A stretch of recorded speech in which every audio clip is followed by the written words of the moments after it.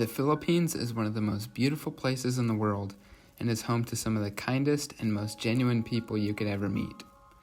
After living there for 6 months, I grew to love the people and their culture. Since returning home, I've longed for a way to serve my friends there. After talking to several of them, I learned that flooding is a major problem that they continually face. Frequent strong typhoons, low elevation, and bad drainage systems create the perfect recipe for disastrous floods. Despite aid from relief organizations, full recoveries from floods are nearly impossible, and sufficient preventative measures are not being taken to lessen the impacts of future floods. Unbeknown to some, these relief organizations, such as the Red Cross and Salvation Army, sometimes accumulate excess funds from the money that people donate to help with relief after a natural disaster.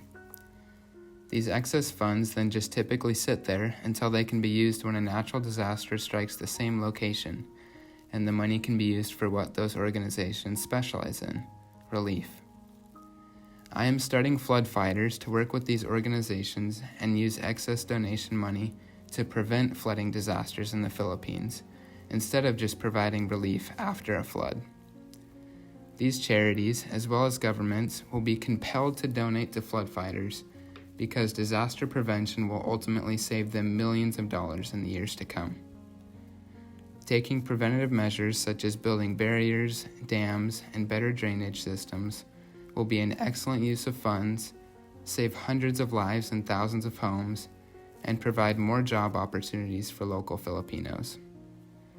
If I were to win, the money from this competition would go towards funding an initial flood prevention project in San Carlos City, a city in the Philippines where flooding is a recurring problem.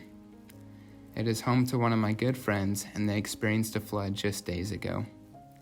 We would hire a disaster prevention expert to help us implement the best preventative strategies and hire local Filipinos to maintain the sustainability of the project. This would serve as proof of our concept and allow us to reach out to bigger organizations like the Red Cross for portions of their excess funds, giving us the opportunity to scale flood prevention throughout the Philippines.